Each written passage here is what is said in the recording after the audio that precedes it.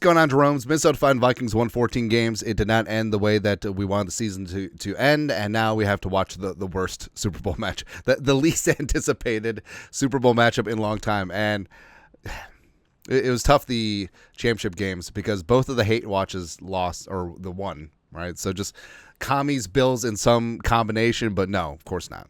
So why not? Why not? But here are 10 truths about the alleged 14-win Minnesota Vikings as we head into the offseason. Number one, the Vikings won't win a Super Bowl until the trenches are fixed. All right, and it's just been over and over and over and over again. I mean, last offseason, the main concern was the defensive line. And frankly, Tillery, Phillips, and Buller, they fought the good fight, but we got to improve there. And interior offensive line, it's just been a continuous gong show of like, hey, Pat Elflein, hey, Dakota Dozier, hey this, hey that, hey whatever. Just fix it. Bradbury needs to be replaced, guards need to be replaced, and everything needs to be sutured up there. Because you look at the Chiefs, like as much ballyhoo about the refs as well as Mahomes, I mean, that defense is legit. The offensive line is legit. And we talked about where after the Chiefs lost the Buccaneers in the 2020 Super Bowl, they completely retooled their offensive line in one offseason. And the Vikings can do that, ironically, by signing Trey Smith, who they drafted in 2021 in the 6th round out of Tennessee. And the Vikings have the resources, they have the cap space, and Kwesi understands. Like, from an analytics perspective, beyond just like eyeballs and stuff, like everything starts up front, right? And you cannot have that quick interior pressure like the Vikings got all this season. And defensive line wise, they got to get some semblance of a pass rush, right? And Flores loves the blitz, but ideally you could dial that back just a little bit. Edge rushing is fine, but interior, they simply were not getting any pressure consistently. It's been an issue. So fix things, stop the run, do all that stuff. There you go. Number two, all in on the running game. So just watching Saquon, it's just frustrating, man. And it where I feel like, so the pendulum swung way too far in terms of running backs don't matter, don't pay running backs. Oh, just get any Tom, Dick, and Harry off the street from 7-Eleven or pick them up in day 3 or UDFA and then just run them into the ground and then get another one. Now, like, running backs are super talented. Now, obviously, Saquon works very hand in glove with the Philadelphia Eagles' great offensive line. But if you fix the offensive line, guess what? Those running backs are going to start getting pretty damn good. And the Vikings' running game hasn't been good during the Kevin McConnell era. They've ranked 26th, 24th, and 26th in terms of yards per carry over the first 3 seasons of Kevin McConnell's regime, which is not good. And that's partly on Dalvin, partly on Madison, partly on Aaron Jones, but also it's definitely on the offensive line. It's definitely on Kevin O'Connell's play call and schematics, and you have to go all in, right? So that's why we're like Trey Smith and Becton and Ryan Kelly, and can we get all Drew Dahlman? Can we do all that up? And then this is a great running back class, right? It doesn't matter who you get. Caleb Johnson, you get Sampson, you get Scatabo, you get Ollie Gordon if you want some power. Like, everything's going to be all up in there. You get Henderson or Judkins. I do not care at that point. But bring back Cam Akers, so we'd have to trade for him for a 3rd year in a row. And everything is going to be a lot easier. So, yes, J.J. McCarthy gets this reputation from Michigan. Always a handoff merchant. But running the ball when you need to run the ball is such an underrated aspect, and it's exactly what you need to do in these tight games and into the playoffs, because guess what travels? Running game and defense. And McCarthy is fantastic off of play action. Play action is a hallmark of the Kevin McConnell offense, so I don't understand why it's not stressed more. So we'll see. Next up, number 3, J.J. McCarthy is set up for instant success. So you look at Jaden Daniels, and you look at what J.J. McCarthy has. Like, it's night and day. Right? Jaden did some amazing things with Washington this year, but McCarthy is obviously in a better setup. And people forget, like, back during the draft, you were like 10 months ago, it was all about, hey, McCarthy is stepping into the best situation of any first-round quarterback in NFL history. Now, they were saying that about Caleb Williams. Not so much. But the tackles, fantastic. You have Jefferson, Addison, Hawkinson. Yes, the interior offensive line is going to get fixed. That defense is going to be legit under Flores year 3. Running game is going to get got, and Kevin O'Connell is a quarterback whisperer, going to work hand in glove with J.J. McCarthy a long time, right? And great thing about it is that McCarthy busts his ass, with the whole VR stuff, and he was getting all those mental reps in. He's very curious. He wants to get better, and guess what? if things don't work out with McCarthy, it'll be because he wasn't talented enough. It won't be because of weapons. It won't be because of coaching. It won't be because of work ethic. It won't be because of I don't know, him being distracted by things off the field. It ain't gonna happen. Ain't gonna be like that. So I can live with that. If at the end of the day, J.J. McCarthy simply is not good enough, you can live with that because there's always so many factors into why a quarterback busts. Woulda, coulda, shoulda. Is it the organization? Is it the player? Is it the whatever? Whatever. But J.J. McCarthy, he's ready to rock and roll. Plus, mentally, you can tell that kid's an effing assassin. He's just going to get it, man. I love it. Number 4, Super Bowl window is now. So this was the blueprint that Kwesi put out. So you're going to have the bridge quarterback, Darnold. J.J. McCarthy had a setback, didn't start his rookie year, but now is when you hit it. Right, so you got the $78 million in projected cap, and you have your starting quarterback on his rookie deal. Now is when you hammer things. Now is when you give him an FU offensive line. Now is when you get that great defensive line. Now is when you just go all in and assemble an Avengers team around him. Because here's what the arc is. You have your starting quarterback on his rookie deal, and then you assemble a great team around him, and you can win like that. And then by the end of his rookie deal, when he's eligible to get paid to get that long-term extension, eat up a big portion of the cap, then by then, you're hoping that the quarterback is good enough to make everyone better around him on offense and the team writ large so that you can scrimp at other places, go younger, and just save cap space elsewhere because now it's diverted to the quarterback, right? That's the arc that teams want to go under, and now is the time for the Vikings spending free agency. Number 5, that interior pressure is everything.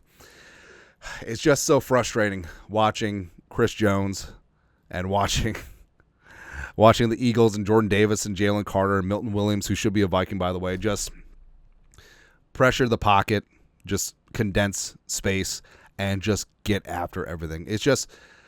When's the last time you've seen a Vikings 3-man rush or a 4-man rush just get home instantly? Or when's the last time you saw a free rusher? And I love Flores, and I love the aggressiveness, but at a certain point, if you blitz all the time, the offense is ready for it, And they know they got to get things out quick and all that stuff. But if you can rush 3 or 4, and then you're getting instant pressure in that A or B gap, baby, it's such a game changer. It is. Also, when that pressure early downs, when they run it or whatever, just getting them behind the sticks, getting them behind schedule, it just makes everything so much easier. So much easier. And I am a big advocate where I think that you start from the front to the back and inside and out. Right? And if you can do that, all of a sudden, hey, if you can get quick interior pressure with 4, all of a sudden things get easier, and all of a sudden your cornerbacks look a lot better as opposed to having to defend zone or man for 3, 4, 5, 6 seconds. 6. Flores year 3 is great. So love me some Brian Flores. I think that he is a great leader of men. I think that he's a great architect of this defense. I love the aggressiveness. I wish that they would have the capability of blitzing less. I understand why he does it because they kind of have to, right? But year 3, you're going to have more guys that are settled into this defense. And also, you're going to have another offseason of his handpicked dudes in conjunction with Kwesi, whether free agency or the draft. And Flores, I mean, that's got to piss him off a little bit too. I mean, yeah, it was great that he actually got interview requests as opposed to last offseason. But, I mean, Liam Cohen, really? Oh, Duval, shut up. And I do think that Flores is going to have that chip on his shoulder as he always does. I think that defense is going to become an FU defense. And they made great strides. I mean, they're number 5 in points. They're number 1 in takeaways. They're number, I think, 4 in third down, something like that. But they can get better. And if and when they get better, especially if they address that interior, the sky is certainly the limit. Number 7, more is expected from Jets.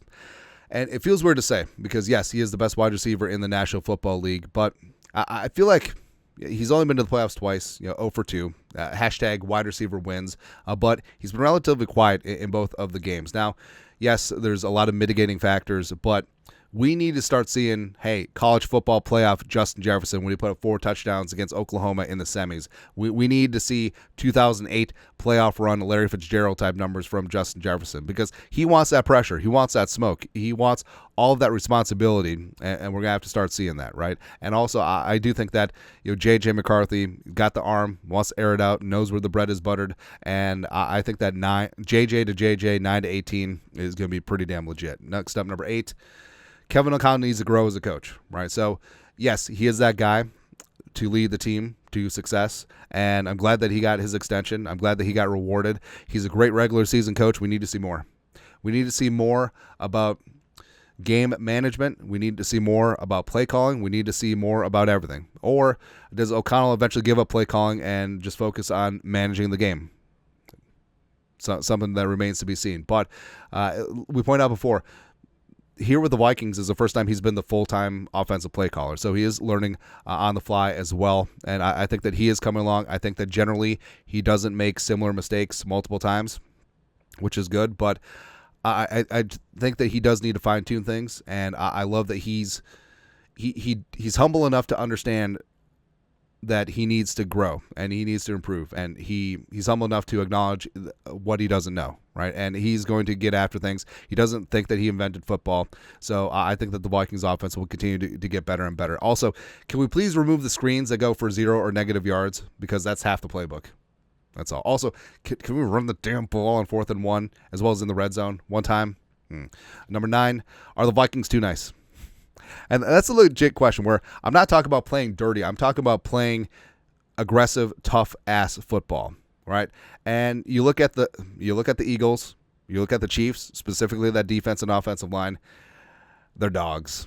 They're absolute dogs. And I love the culture that Kwesi and Kevin O'Connell have built, and you're not going to call this team soft or finesse at all, but they don't seem to have that same edge. You know what I mean? All right, but hopefully, things will come around and winning is contagious and go from there. Again, I'm not saying be dirty. I'm not saying just have boisterousness and swagger all over the place, but just be a team that the other team says, oh snap, son, we got the Vikings. That's right. Lastly, number 10, the Vikings need to be all in, and exactly what it is. Like we said, Super Bowl window is now. They need to go all in with that cap. They need to understand, like, hey, McCarthy on his rookie deal. McCarthy is going to be the truth. We need to shore up that defense, shore up the interior offensive line, and just go from there. And if anything can be learned from the playoffs, it starts and ends in the trenches. And, of course, that's something that everyone's known for forever, right? But seemingly the Vikings, they can't get it right on the interior offensive line, not for lack of trying. They can't get it right on the defensive line. We need people to step up. Like, we need... All right, so perfect offseason, just off the cuff. Trey Smith, Ryan Kelly, Tevin Jenkins. Why not? Or Mekhi Becton, see if we can switch over to left guard. Well, why not? Ooh, that would be just awesome. Just throwing dudes out of the club. I love that. And then draft-wise, Deion Walker. Deion Walker from Kentucky, Jordan Phillips later on. Just really suture up that defensive line. And then Caleb Johnson, Scatabo, Henderson, Judkins, I don't care. Just get someone in the mid-rounds that can tote the rock, re-sign Cam Akers, and let's get after this mofo. That's right, baby. But that's it. Tell the Truth Tuesday. You guys are the best. You know what to do. Skol, production value.